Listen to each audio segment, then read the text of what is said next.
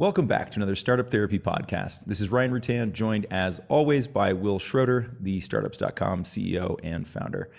Will, is it possible to get ahead in this game that we play of founding startup companies? It's not. That's the problem.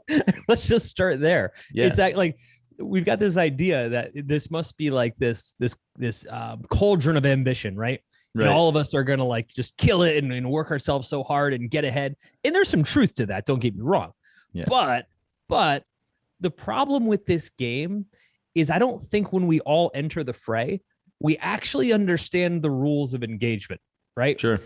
This is a game where, well, it's played in football, except every like 5 minutes, the floor falls out and some people are just gone forever. You know, there'd be a startup failure, right? Yeah. Or out of nowhere, unpredictably, someone becomes 60 feet tall, right? Yeah. Just steps Some on of us top are riding of horses. Like we change the shape of the ball.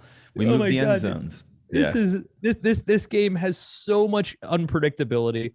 It's so hard to figure out what your own path can even be, because it's not like getting a job, right? You and I get a job at McDonald's, right?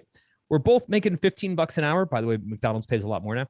We're both making $15 an hour, and wow, you go crazy and become fry chef, and now you're making $15.50, right? Like that's as crazy as it gets, right? In this case, we have no idea if we're going to succeed at all. So not only can we not be as far ahead as our peers, we can be sent all the way to the back of the bus, right? Do not pass go directly to jail kind of thing, right? And I think it adds up. You know what I mean? All right. So before we get into this next topic, I just want to let you know what we talk about here is like 1% of the conversation. You know, really this conversation is going on all day long online at groups.startups.com, where Ryan and I pretty much talk endlessly with founders about every one of these topics. So if by the end of this discussion, you like the topic and you want to dig into it a little bit more with Ryan and I, just head to groups.startups.com and we'll pick it up from there. It does. And I think that as you said, like the floor is quite low here, and the ceiling's really not defined at all, right? Unlike, okay, you can lose your job in a career, but rarely in a regular career path do people get sent all the way back to zero, right? Yeah, you may take a step or two back. You may get some pay cut back, right? But they're not going to be like, yep, we're going to need you to repeat second grade and then reapply, Ryan. Right. So, I think that there is that sense that, we can just fail, right? There's nothing certain about any of this. And then there's also, well, it can go a long, long way up, right? These things can get massive, right? We can have all this, crazy level of success. And so as we start to look for this measuring stick, what is it? What are we going to measure ourselves against? A basket of similar companies in a similar industry at a similar stage? Like, good luck. Doesn't work that way. Right? It doesn't work. So what do we end up doing? We end up picking one at any given moment, arbitrarily. Like, let's see, let's get a ruler that's this long today. Tomorrow we'll get one. It's all over the place. And then we start to compare ourselves to these things, and it definitely impacts how we feel. Right. But again, completely arbitrarily. So why are we doing this? Well, that's the problem. I think in life, we're used to using comparison to benchmark, right? And I think there was an old study that was done that said, if everybody made $50,000, right, then you'd be okay with making $50,000. But as soon as somebody makes $60,000, all of a sudden there's this concern. And I think for startups, for founders, we're trying to benchmark our progress. I mean, we've got a huge road ahead of us, and we're trying to say, are we on path? And I look at other founders, they do what I do. And I get into a founder group and we're all sitting around being honest about our companies. And I'm like, well, shit. Okay. You're killing it on Facebook. I'm not killing it on Facebook. Right. Or you just had a $1 million month. I'm not having a $1 million month. You raised $10 million. I'm not raising $10 million. Like you name it. And there's always, somebody else that we're trying to compare ourselves to, not necessarily in a bad way. Because again, we're running through the dark, right? Naked into the abyss. And we have no idea like how to calibrate. And I think that's where it breaks down is we're trying to calibrate ourselves against other people who also have no idea how they got where they are, right? Right. It's just, it's the blind leading the blind. It is, and it's there. There is a real need for it, right? To your point, we want to see these things such that we get some guidance, some sense for whether we're doing the right things or not. The problem is we're looking in all the wrong places for these things, right? We cannot Agreed. simply pick one of these Instagram moments from another person's startup and say, there it is. That's the benchmark. That's what we should be doing right now. And I think that's the other thing that's like really, really tough about this is the time aspect of it, right? We have an idea of what we want to build. We have an idea of what it will take to get there. We have some idea of what that, the later stage of this might look like and what sort of value we'll be providing. But they're just that. They're just ideas. There's not a standard. There's no set. There's no, mile marker that says, okay, you've now gotten there, or here's how close you are to getting there. Right. And so when we think about things like, comparing ourselves in terms of, well, they managed to do this in 18 months.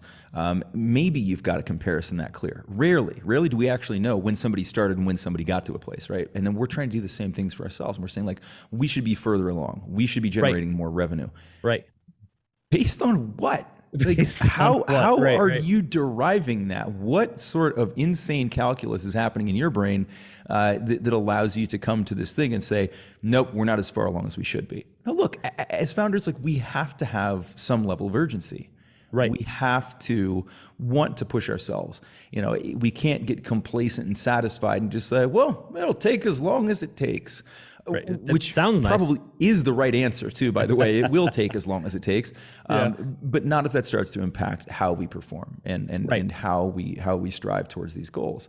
But on the other hand, constantly feeling like we're behind a set of chains that we lay down constantly is not good for us either, right? That's not motivating. At some point, it's just like, wow, we just never get there, right? And if we're the ones who are kind of constantly pushing that target a little further out, shame on us for doing that to ourselves because it isn't helping. I think where I screwed this up early in my career is I took the progression scale that we all grew up with, right? Whereby we go through school and, we're very deliberately graded against our peers. Sure. Right. On almost an equal footing. I mean, right. Everybody gets the same test and somebody gets a better grade, somebody gets a worse grade, but you can definitely take a look at your peers and understand where you're at. You didn't go to college. Some people get into better colleges. Some people get into worse colleges, right? Some people don't go to college at all, but the reality is we can all see like a little bit of progression. Then again, if you and I go and we go work for a big consulting firm, you might move up the ranks higher than I did, but we both know what the ranks are. Right. The challenge here is there's no way you can compare two paths, right? They're just so incredibly different. And here's how I would say it. We kind of fight ourselves in this process. And here's why.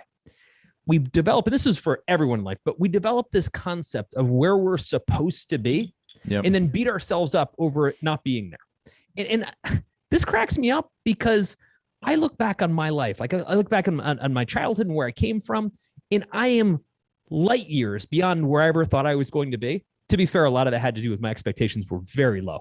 Yeah. so jumping that bar, wasn't hard. But when I look back to what my expectations were, and then where I'm at now, I'm like, I'm so far ahead. Right. But it's never felt like that. I've never had a moment where I've said, wow, look at me, so far ahead. Every time I got ahead, I'm like, well, this other person, now that I'm ahead, this other person's way ahead of me. Right. And I just moved the goalpost once again and started the whole thing back over. And I think that keeps happening. You know what I mean? Well, of course it does. Because again, we're arbitrarily choosing which ruler to measure yourselves against, right? You could continuously measure yourself against younger you and say, I'm continuing to move forward. I'm making progress. Good things are happening. Or you could randomly pick someone else. You're like, well, I haven't grown as fast as Elon. Right. Yeah. I haven't, paid out as much in divorce settlement as Bezos. Right. Like there's we can do all sorts of comparisons and we get to pick, right? Because it's funny because we pretend that we're doing an objective analysis when we do this, right? We fool ourselves into believing this is objective. And let's just say that there are some things that we look at and they are objective within this comparison. We say like, okay, well, I'm looking at their revenue versus ours. I'm looking at, their head count versus ours, whatever metrics that you want to pretend are important. But how did you pick them? Right. Are they, did you start at exactly the same time? Do you have the same team? Do you have the same market aspirations? Do you have the same values? Have you built the same culture? There's so many other things that you just can't look at that and say like, yeah, this is an objective comparison, right? So it doesn't achieve that in any way, shape, or form.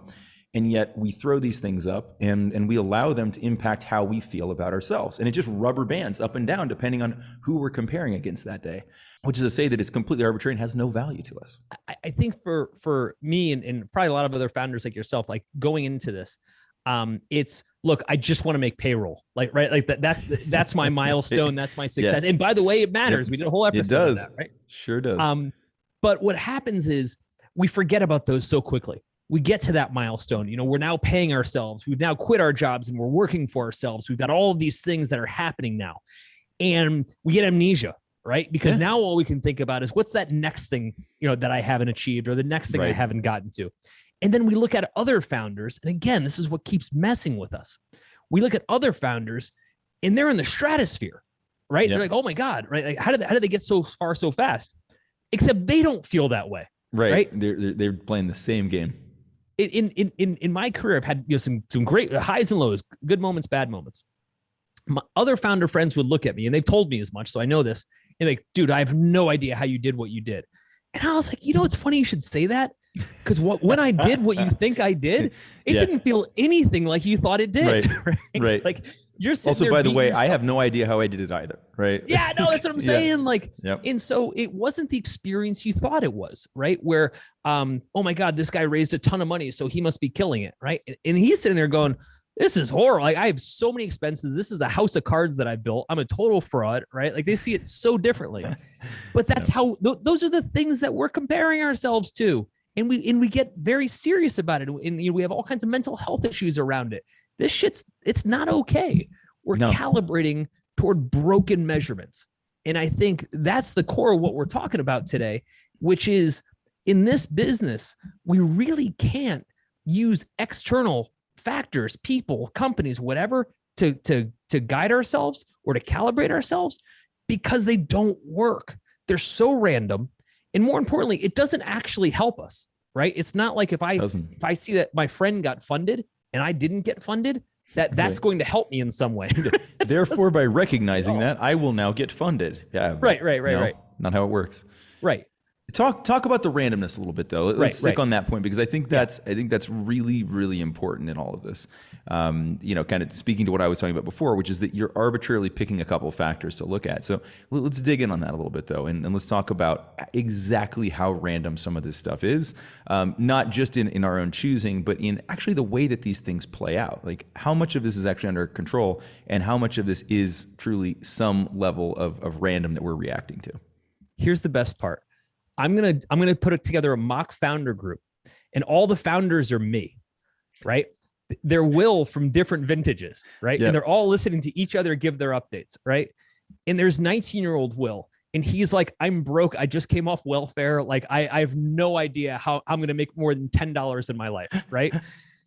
There's 22-year-old Will giving his update. That's like, dude, we just won a $250 million a year account. Like, this thing is going crazy, right? There's Will years later, right? I can't even get the ages right anymore. Somewhere in his 30s, where he's like, oh my God, dude, like, I've got companies failing left and right. Like, what the did I get myself into? Right? I thought I knew how to do this. Yeah, exactly. There's present day Will that's like, oh wow, I've got like a successful company that, you know, that's doing exactly what I want to do for a living. Now what? What the fuck do I do? Right. And they're all me. Right? Yep. That's just comparing to yourself. Yeah. Right. Where you have the entire backstory, all of the factors, internal, external, right? And 100%. And yet that's not even very useful, is it? Yeah, man. It just feeds our insecurities, right? What else does it serve to do? But we're comparing against what was essentially a series of random events. Yeah. I think what messes with us is we get into this business and we assume, like other jobs, that if I just show up and perform, that the outcome is somewhat guaranteed, right? Yeah. Kind of like, how could I fuck this up, right? Let me count the ways. Yeah, exactly. But we've never done it before in many cases, right? This is our first shot on goal. So we don't know any better. we assume that the way the founder game works is you get into it, you have a good idea, you work really hard, you're smart, you make good decisions, and big things happen. It doesn't work that way. It sounds cool. It sounds logical. Doesn't work that way. Doesn't work. Yep. I've got 9 companies under my belt. I've got 9 different lives that I've led, right? All with very random occurrences and very random outcomes, right? Yes. None of them were the same. The only thing that was the same was me. Right. And then I know even better. even that changed quite a bit over time, right? Yeah. So Ryan, I know better, right? I know that I can't possibly compare my randomness to someone else's randomness. Right. But I do it. Yeah. Right. I would say it still happens. Yep. Yeah. Still happens. Yeah. I mean, how do you look at it when you think about like, hey, here's where I've come from, here's what I've done, et cetera, and here's what other people are doing. How do you benchmark that? Do you feel like there's a level of random that you just whatever, you can't do anything about it? Not when I'm doing it, of course. I'm being completely objective and smart, and I'm spending really quality time, figuring out, lots of things about what happened before, so that I can draw vectors into the future that point to exactly fucking nowhere.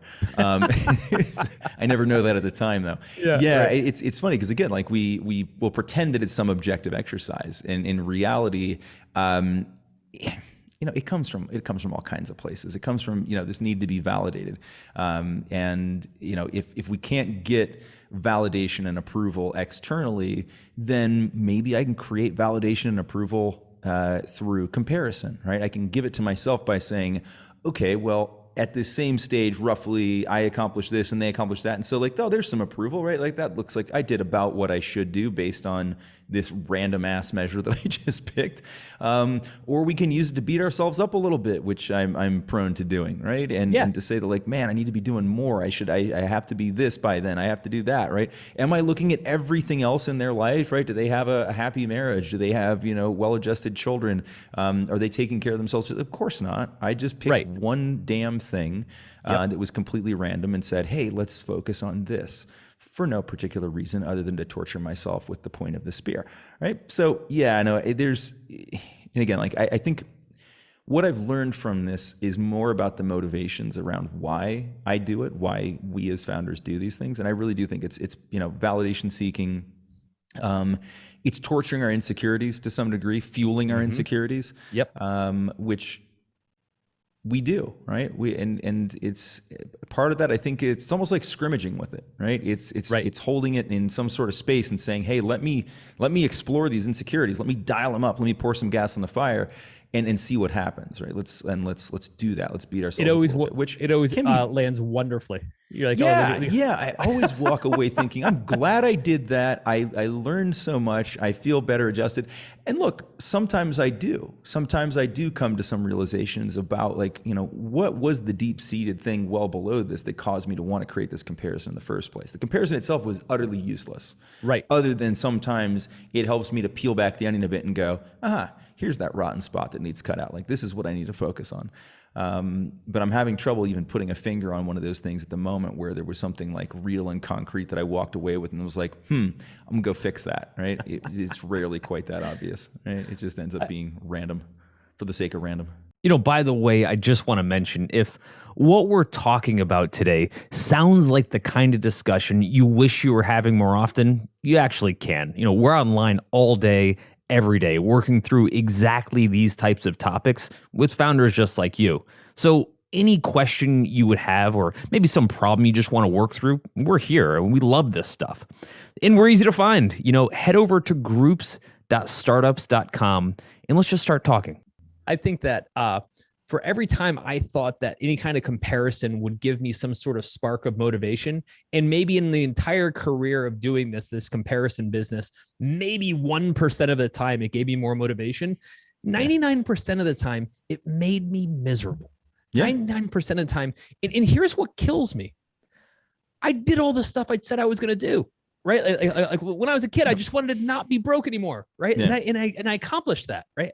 And I said, I wanted to be able to work for myself, and I accomplished that. Right. And why on earth would we compare ourselves to the things that we actually set out to do? Well, that sounds like smart. By definition of all the things that I was trying to set out to do. And to be fair, again, my bar was pretty low. Yeah. I'm 20 years past that goal, right? Like I should be just living in total nirvana right now. Doesn't work that way. Doesn't work that way. And here's the thing. When I talk to other founders earlier in their career, or this is their first time, they don't have a way to be able to understand why this is bullshit. Hence why we're doing this episode.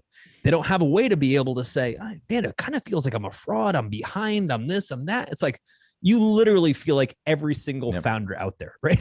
There's actually no other feeling, right? And when you look at all the other founders that have had exponential success, it doesn't matter who you are. Someone else is going to come and beat you, right? Yep. You're Bill Gates, who held the throne forever, right?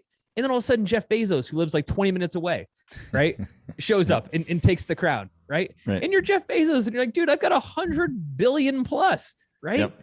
And then Elon Musk comes out of nowhere, right? Now, to be fair, he lives like 20 million light years away. I mean, on the home planet, but he's in a different quadrant. But my thing is, and that's at the highest possible level of achievement. I use those not because of who they are. I use those because there is no possible way to replicate that. If Elon Musk loses everything, he'll never get back there, right? I don't care how strongly you feel about Elon Musk or Jeff Bezos or whatever. So, there are some people that just turned off right there. We just lost half our listeners right there. Yeah. That's okay. But the reality is, for the folks that hit stratospheric success, right, can't replicate it. It's a series of random events, right? And I think it's really hard for us to accept that. We're high achieving people that by definition wanted to take full control of our future, right? There's the whole reason we did what we were doing. So we can't believe that there's a certain amount of randomness that we can't do anything about. That's bullshit, right? If that person raised money, I should be able to raise money. If that person hit $1 billion valuation, I should be or if that person hit payroll, I should be able to hit payroll. Like, whatever the metric is. Right. And it's like, dude, it's not that easy, right? This isn't a game where we can just replay every time with the same results. If you get dropped from one consulting firm, you can go to another consulting firm and have pretty much the same results, right? You get dropped from one law firm, go to another law firm, same results, right? This ain't that. Right? No. This is totally random. And I think it breaks when we lose sight of that or don't know at all. Yeah, well, let's talk about that a little bit. Let's talk about where it breaks. Let's talk about the cost of comparison. Sure. What's the downside to doing this? And I think we've alluded to it in a couple different ways, but we've said this before, but like that the comparison will kill progress, right? This ends up being a drag around your neck. It's demotivating, or sometimes it's motivating, but in the wrong directions. Like I've 100% watched startup companies accelerate in the wrong direction because they drew a comparison to another company. Or like, we have to go do that right now, just like they did. But none of the other conditions were equal, and yet they just end up chasing something due to comparison that ended up driving them right off a cliff, right? And there are so many costs. What do you think the big ones are? Well, I've seen it from two different places, a bunch of different places, but two come to mind. One place that comes to mind is when we compare, again, our startup, the company itself, to someone else's startup. Let's say it's a competitor for that matter. And we say, oh my God, look what they're doing versus what we're doing. And we get all freaked out about that, right? Which is normal. It's natural to do that, but it's not helpful at all. Because there's no version where us spending lots of time distracted by a competitor is going to make us a better company, right? Correct. What I love it when companies just put blinders on, right? Yeah. They pretend like competition doesn't even exist. And they're just like, who cares about that? Like, I'm just building my own company.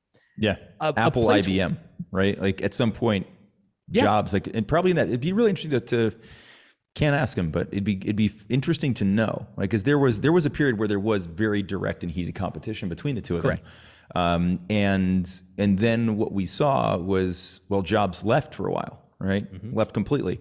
And I almost wonder if during that period that he stopped comparing himself to them and to all the other competition. It'd be Microsoft and Gates, right? Who ate his lunch at the time. Yeah, exactly. Right? And so, at that point, did he just stop comparing himself, comparing what they were doing, and say, here's what we actually want to go build?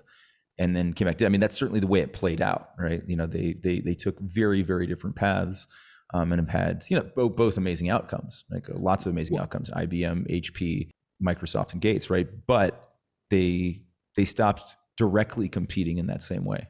I found that throughout my career, the companies that I built, stuff we worked on together, Ryan, I was always at my peak when I put blinders on. Yeah. I was always at my peak when I just said, honestly, whatever's happening around me is going to happen no matter what.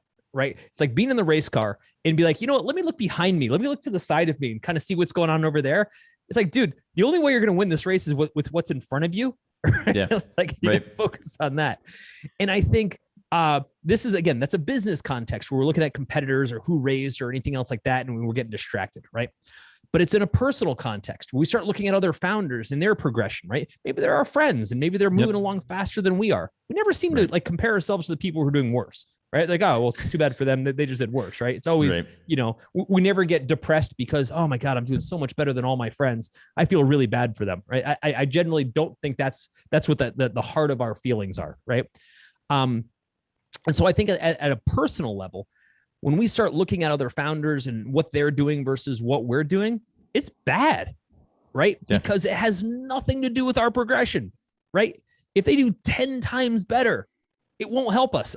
Right. It won't help us or necessarily hurt us, right? Necessarily hurt us either. Great. Yeah, it's exactly. It's not a zero-sum game in a lot of cases. I mean, yes, there are direct competitors and there may be the sense that, yes, you know, every client they win is a client that we now can't win.